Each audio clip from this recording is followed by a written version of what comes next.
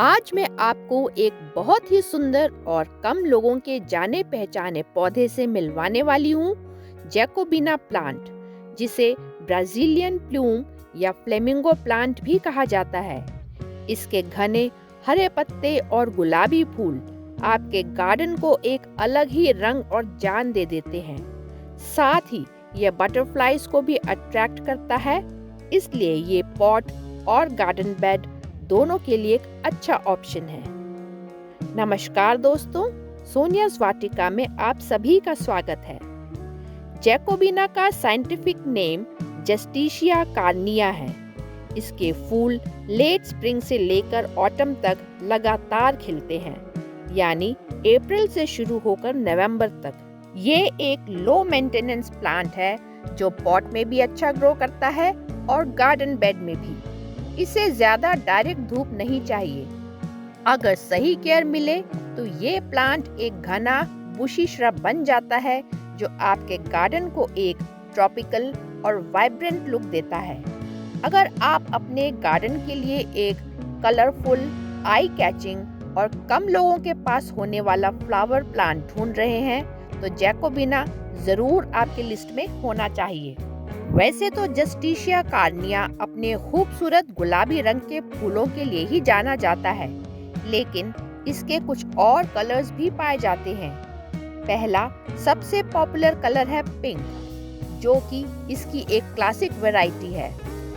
दूसरी है वाइट, जो कि एक सुंदर वाइट फ्लावर स्पाइक्स के साथ एक रेयर वैरायटी है। तीसरी है रेड, जिसमें डीपर रेडिश पिंक से लेकर रेड शेड तक के फूल पाए जाते हैं। ये भी बहुत कम कॉमन कलर है, पर कई रीजन्स में मिल जाते हैं। चौथा कलर पर्पल या मॉव कलर है, जिसमें लाइट लेवेंडर या मॉव वैरायटी के फ्लावर्स पाए जाते हैं। हालांकि नर्सरीज में ये आसानी से नहीं मिलते। ध्यान दें, पिंक वैरायटी के फूल सबसे ज्यादा आसानी से मिलने वाले और आसानी से ग्रो करने वाले प्लांट्स हैं।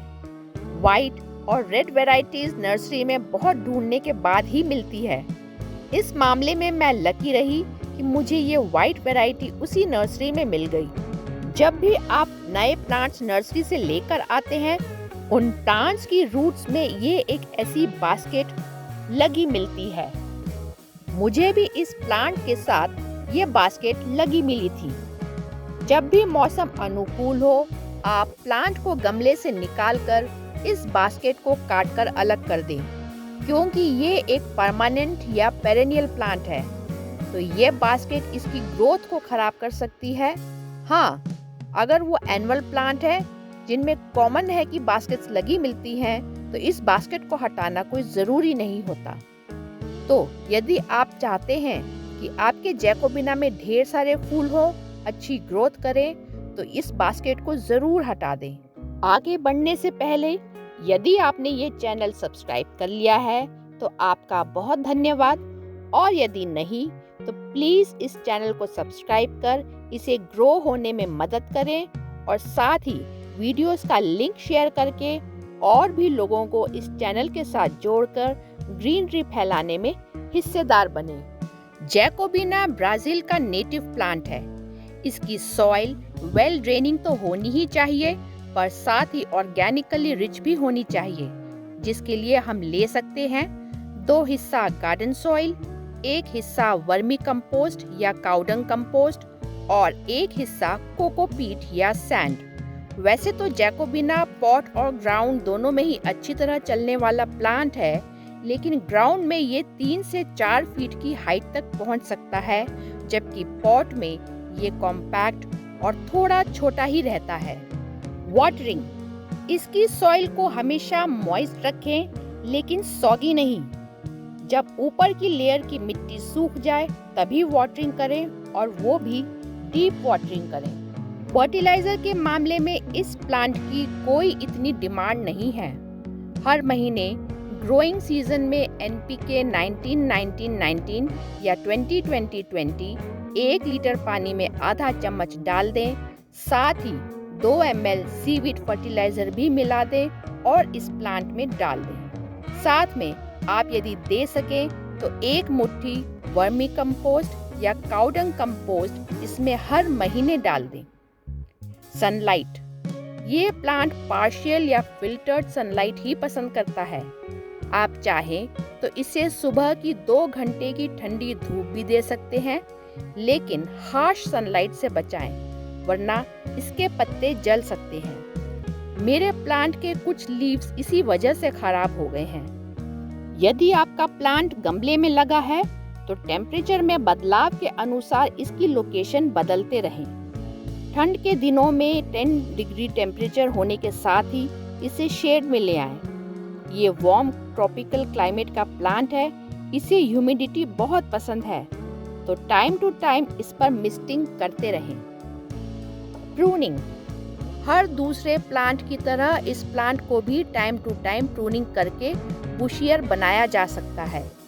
फ्लावरिंग के खत्म होने के बाद इसका शेप मेंटेन करने के लिए, डेड या डैमेज ब्रांच को हटाने के लिए इसकी लाइट प्रूनिंग करते रहें। रेगुलर पिंचिंग से नए शूट्स निकलेंगे, नई ब्रांचेस डेवलप होंगी और ढेर सारे फूल आएंगे। फूल सूखने पर उसे तोड़ दें, वहीं से आप देखेंगे 2 या अधिक ब्रांचेस निकलने लगती हैं। ये प्रूनिंग के कुछ दिनों बाद का वीडियो है। ऑलरेडी 2 ब्रांचेस हर डाल पे निकल रही हैं। तो आइए इसकी प्रोपगेशन की भी बात कर लेते हैं।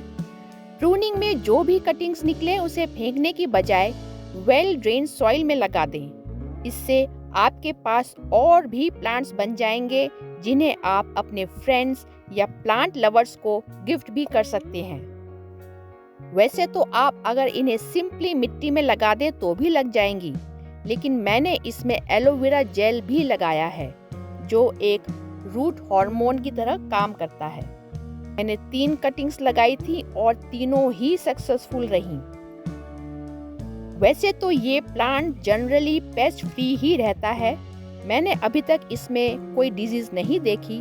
फिर भी एफिड्स, मिलीबग्स और स्पाइडर माइट पर नजर रखें और रेगुलर बेसिस पर नीम ऑयल स्प्रे से ट्रीटमेंट देते रहें। अब जो मैं आपको बताने जा रही हूँ वो है 3 बोनस सीक्रेट टिप्स। ज्यादा फ्लावरिंग चाहिए तो इसे जरूर फॉलो करें। पहला, हर फ्लावरिंग सीजन से पहले इसे फास्फोरस रिच फर्टिलाइजर दें, जैसे सरसों खली या डीएपी। इनमें से कोई भी फर्टिलाइजर आप दे सकते हैं। दूसरा, इसे रूट बाउंड कंडीशन ज्यादा पसंद है, सो प्लांट अगर आपका पॉट में है तो चांसेस हैं कि उसमें गार्डन बेड में लगे प्लांट से ब्लूमिंग ज्यादा होगी। तीसरा, फ्लावरिंग खत्म होने के बाद अपने प्लांट की लाइट प्रूनिंग जरूर करें, ये फ्रेश ग्रोथ को एनकरेज करेगा। मेरे पास इसी फैमिली से रिलेटेड एक और प्लांट है जिसका नाम है जस्टिशिया ब्रासिलियाना। इसके फूल थोड़े छोटे और नाजुक होते हैं। इसे कभी मेडिसिनल और कभी ऑर्नामेंटल यूज के लिए भी लगाया जाता है, लेकिन कंपैरेटिवली ये एक गार्डन के लिए कम पॉपुलर प्लांट है। जैकोबिना के फूल जहां बड़े और टिप्स पर आते हैं, इसके फूल वहीं छोटे होते हैं और मोस्टली हर लीफ नोड पर आते हैं। तो दोस्तों, यदि आपके पास जैकोबिना प्लांट है या फिर आप इसे नर्सरी से लाने की सोच रहे हैं तो कमेंट बॉक्स में ज़रूर लिखिएगा। मैं आपके विचार इस बारे में जानना चाहूँगी। तो दोस्तों, फिर मिलेंगे अगले वीडियो में। पूरा वीडियो देखने के लिए धन्यवाद।